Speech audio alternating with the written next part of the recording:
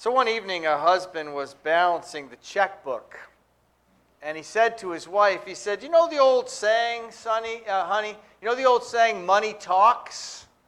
Well, ours just said, so long." And maybe we've all felt that way sometimes, right? Our money says, so long. You know, the world we live in runs on money, right? And much of the time, it seems like there just isn't enough of it. Understanding the way that money works and having the right perspective about money is not always an easy thing. So one day, a mother stopped with her 6-year-old daughter at the ATM to draw some money out. And she let her daughter help her, punch the right buttons. And all of a sudden, the money came out. And the girl said excitedly, "Mommy, we won! We won!" Don't we wish that's how it worked, right? Just punch the buttons and you win. That's not the way it works. You know, the rich are very often the objects of people's envy. They drive the expensive cars. They live in mansions, and they wear custom-tailored clothing. And they get to go on expensive, exotic travels, and they wear expensive jewelry. Sometimes we look at them, we wish we could swap places with them. But listen to the words of some people who have been rich. Here's a quote from Ross Perot, maybe you remember him, from Fortune magazine. He said, "Remember, if you get real lucky, and if you make a lot of money, and if you go out and buy a lot of stuff, it's going to break. You got your biggest, fanciest mansion in the world. It has air conditioning. It's got a pool. Just think of all the pumps that are going to go out." He said, go to any yacht basin in any place in the world. Nobody's smiling. And I'll tell you why. Something broke that morning. The generator's out. The microwave doesn't work. Things just don't mean happiness. And so the American dream may be just that, a dream.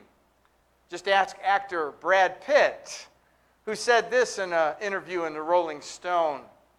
"Once you got everything, then you're just left with yourself. And it doesn't help you sleep any better. And you don't wake up any better because of it."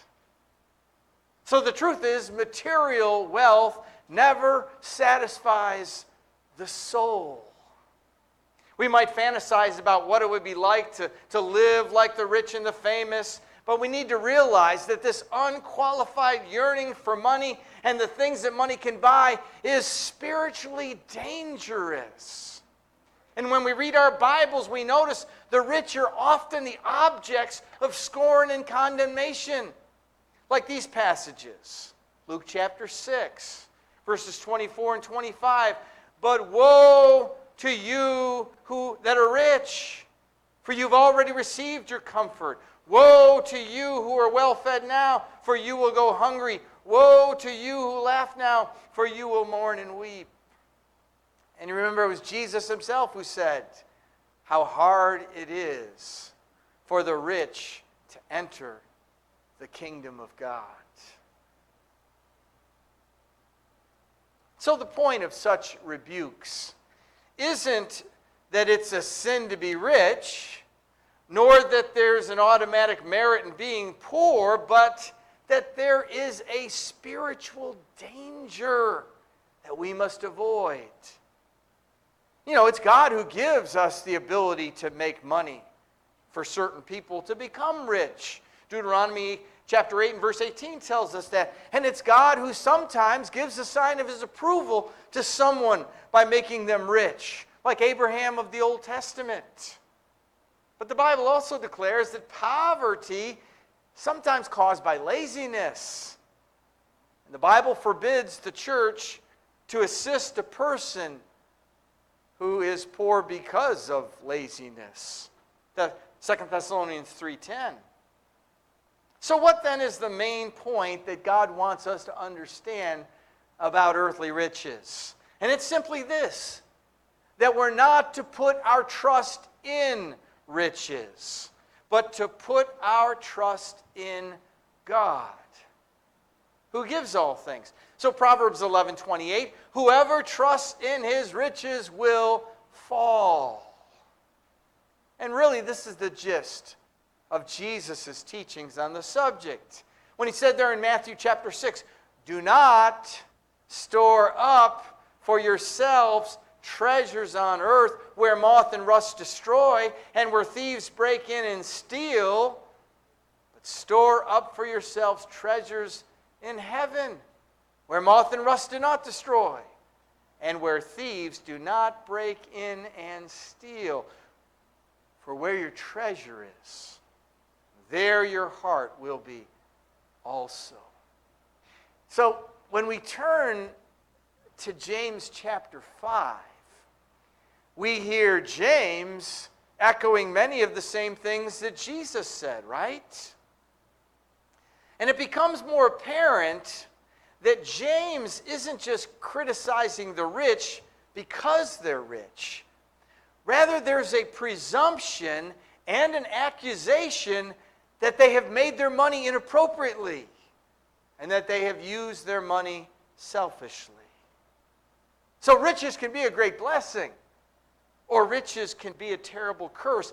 It depends on how those riches are acquired, depends on our attitude towards the riches we have, and what we do with them. You know, it's been said that you can classify all people economically or spiritually according to 4 categories. And here are the 4. There are those who are poor economically and poor spiritually. This is probably most of the world, right? Poor economically and poor spiritually. The next category is those who are rich economically and poor spiritually. That's probably most of the rich people. Rich in one thing, but not the other, right? Then there's the category of poor economically and rich spiritually. And maybe some of us are in that category.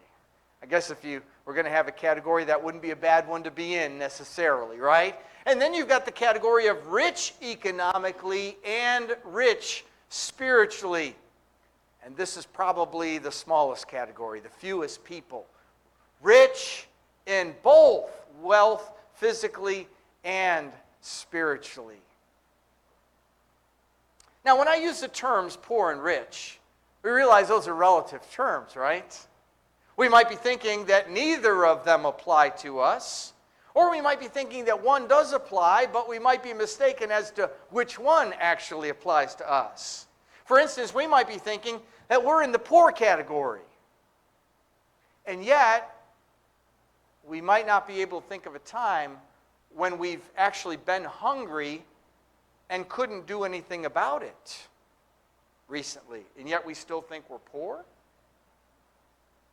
It's easy to forget that just being born in this country, we're automatically rich in comparison to the majority of the rest of the world. I've used this story before about that young girl who attended an exclusive school for the children of movie stars and filmmakers out there in Hollywood, and her class was assigned to write about poverty.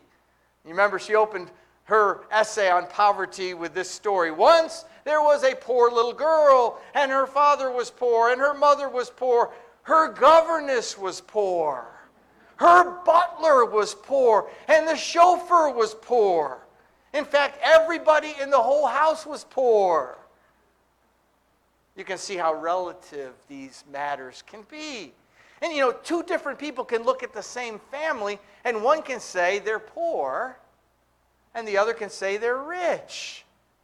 It's all relative, depending on where you're coming from, right? But getting back to the verses in James, we see that James wants to impress upon us 2 important truths. First of all, James wants us to see the ultimate worthlessness of earthly riches. I title this The Miseries of Materialism. The second thing is James wants us to see the depravity of the soul that results when a person puts his or her trust in riches. And this is the sins of materialism. So let's look at those. Let's see how James makes those 2 points. First of all, the miseries of materialism. James 5:1 begins, "Come now, you rich people, weep and wail over the miseries that are coming on you."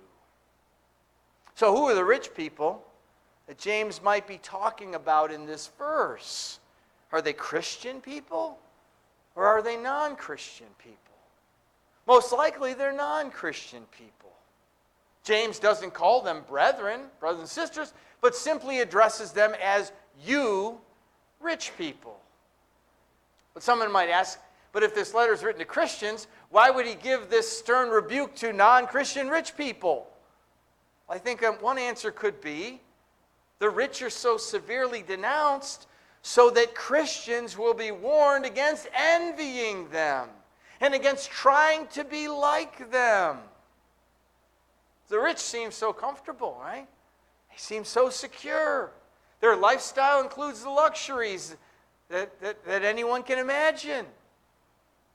But if the non-Christian rich people knew the misery that was ahead of them, they would weep and wail. So look at verse 5. James uses this vivid illustration about an animal fattened for the day of slaughter. You have lived luxuriously on the earth, and you have indulged yourselves. You have fattened your hearts in a day of slaughter. So, picture a cow or picture a pig really pigging out, right? Enjoying this food that's before them, gorging themselves on it, thinking that this has been provided for their own enjoyment, not realizing that they're being fattened for the day of slaughter, for the day of their own demise. And so whatever other calamities that may have been implied in James's statement here, it's certain the destruction of these people in the day of final judgment is included. In spite of the fact that money will buy many things, it will not buy spiritual security when he or she stands before the judge of heaven and earth. Now in verses 2 and 3, James continues this critique of the rich. Your wealth has rotted, your clothes are moth-eaten, your gold and silver are corroded, and their corrosion will be a witness against you and will eat your flesh like fire. You've stored up treasure in the last days. I like the way the NIV actually translates that last sentence when they say, you have hoarded wealth in the last days. So in ancient times, there were 3 main categories for riches. They included food stuff, they included clothing. You could trade these things, right? Clothing, and they include metals, precious metals, silver and gold. Notice how James addressed the impermanence of each of these categories. That highly perishable riches of food and grain, what's going to happen to them? They're going to rot. What about the expensive clothes? They'll be eaten by moths.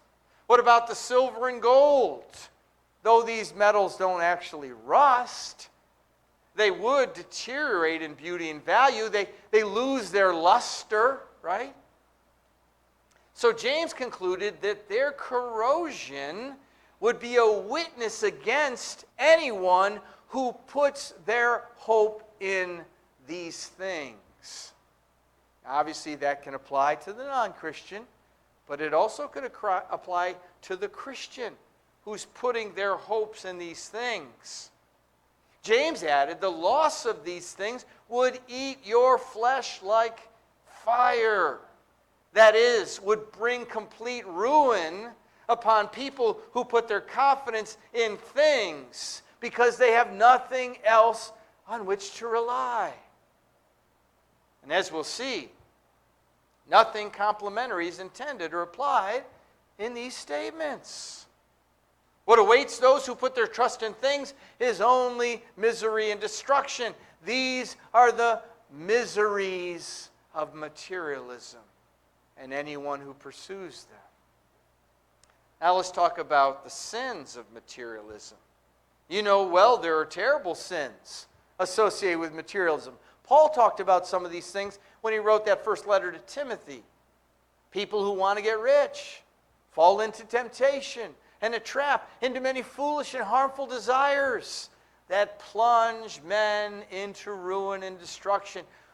For the love of money is a root of all kinds of evil. And some people eager for money have wandered from the faith and pierced themselves with many griefs. And so James identifies and comments on 3 of these kinds of sins in verses 4 through 6. Look, the pay you withheld from the workers who mowed your fields cries out, and the outcry of the harvesters has reached the ears of the Lord of armies. You have lived luxuriously on the earth, have indulged yourselves, you have fattened your hearts in the day of slaughter, you have condemned, you have murdered the righteous who does not resist you. So the first of the sins of materialism that James talks about is injustice. The person who agrees to pay another to do a particular job for him is under condemnation if he doesn't pay that person in a fair manner. Under the law of Moses, an employer was not allowed to withhold a man's wages past sundown. Deuteronomy 24:14 and 15.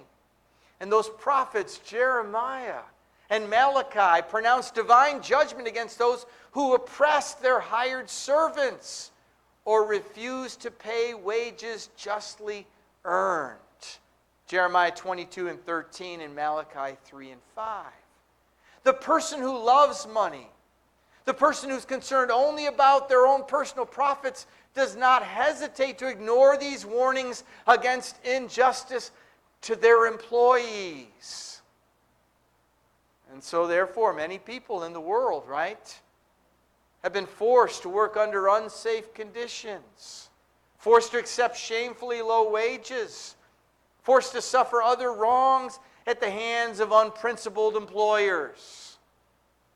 Now, certainly, labor movements, federal laws in our country and other countries have corrected many of these injustices, and that's good. But not all of them have been corrected, right? Many of the working poor in our own country continue to suffer because of low wages or the absence of benefits. There continues to be an inequality in pay.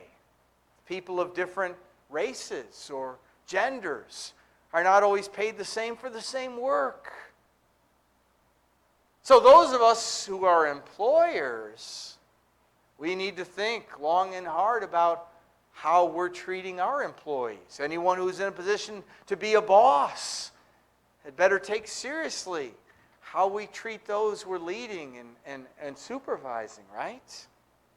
And those of us who spend our money, we should consider the track record maybe of the companies that we do business with, how they treat their employees, or how generous we are when we have an opportunity to reward good labor. Maybe that person who serves us at a restaurant. Or maybe that person we hire to do some work around our house. How well do we compensate them for their hard labor, good labor? So we need to be aware of the sins of injustice. A second sin of materialism James identifies is selfishness. Verse 5 pictures this materialistic person and their desire for luxury and self-indulgence. And they flagrantly forget and ignore the needs of others in order to gratify their own lusts. It brings to mind the story that Jesus told in Luke 16 of the rich man and Lazarus. You remember that story? Jesus said there was a certain rich man who would dress in purple and fine linen, expensive clothing, right? Feasting lavishly every day. But a poor man named Lazarus covered with sores, was lying at his gate. He longed to be filled with what fell from the rich man's table. But instead the dogs would come and lick his own sores. So here was this rich man living the high life in his gated community, right? And here's this poor and sick man who's just outside his gate. And the rich man is spending all his money on himself, not thinking at all about this person who's in need just outside his house. It's easy for us to end up acting more like the rich man than we should, right? To have no concern for the poor. And no matter how much or little money we have, do we spend it all on ourselves? Or do we share it with others? Do we have a heart for others? Do we have a desire to share some of what we have, as little as what it might be? And although we might be challenged at times to know how to help others, to know how to help that person standing on the corner asking for money as we drive by, we might be challenged to know how to help them. Do we have a heart that cares? And perhaps helping the poor is best done through the church or through some other agency that's trying to help the poor rather than just giving cash to a person on the side of the road. We have to make these decisions for ourselves. But do we have a heart? Do we care? In the parable of the sower, Jesus warned us that the worries of this life, the deceitfulness of wealth, the desires for other things can come in and choke out the word, making it unfruitful. So we want to be sure that that doesn't happen with the word that's in us, right? That it gets choked out so that we aren't growing and are fruitful in our walk with God because of worldly things. The final sin that James identifies that's frequently associated with materialism is murder. Those who would unjustly deny a person his wages in order for their selfish pleasure could easily become involved in actual murder to get another person's money or property. You remember the story in the Old Testament of that wicked king Ahab who wanted that poor man's vineyard, Naboth. That's all the guy had, right? Ahab wanted it so badly, and he threw a pity party for himself when Naboth wouldn't sell it to him. But Queen Jezebel takes matters in her own hands and has Naboth killed so Ahab can have the vineyard. And those same kinds of things happen every day in the world or in our country. Somebody sees something somebody else has and they want it and they take it, taking their life to get it. Notorious drug trafficking, which makes daily headlines, is nothing less than evil, selfish people killing others for the sake of money. Rich corporation owners have gotten rich peddling products that harm others or produce pollution that brings sickness and death. Whether you're talking about cigarettes or toxic chemical dumping, asbestos, or other pharmaceuticals that they may know do damage. These are part of the murder that goes on for monetary purposes. But there are other ways to murder people, quote unquote, without actually killing them. There's an old Jewish saying that says to cheat a poor man and take away his living is to murder him. To take away the things that are necessary for him and his family to live is ultimately to take life from him. And sadly, James points out that some of the people whom the rich had condemned and murdered were righteous, good, godly people who weren't even causing a problem for these rich ones. You know, it's one thing for someone to lose their life in the dog-eat-dog world of crime or corporate corruption, but it's something else for some innocent, righteous person to be caught up in that kind of crossfire of greed. In the verses we'll look at in our next sermon, Lord willing, James will have some important advice for us as to how to deal with the injustices that may be happening around us or to us. So we can look forward to that lesson. But for today, these are some of the sins associated with materialism: injustice, selfishness, murder. And just because we may not have a lot of money doesn't mean that we aren't materialistic, that we aren't perpetuating injustice or selfishness or murder. These are sins all of us must diligently avoid. You know, there are many religious people in our country very concerned over the present decline of morality in our country, and concerned about things that we should be concerned about: drugs and illicit sex and abortion. These are evils. And yet few, if any, speak out against greed or materialism. It seems many of us have just accepted greed and covetousness as an inherent part of what it means to be an American. But this is not acceptable in the sight of God. God looks and sees greed and covetousness as something that's evil. God's severity toward the sin of covetousness is seen in the fact He struck both Ananias and Sapphira dead because of covetousness. Paul commanded the saints at Corinth to withdraw from and refuse to even eat with any brother in the church who was greedy. 1 Corinthians 5 and verse 11. Do we take the sin of greed that seriously? Are we really even able to define what greed is and what it looks like? Money can buy a lot of things, but it can't buy everything. And we know that, right?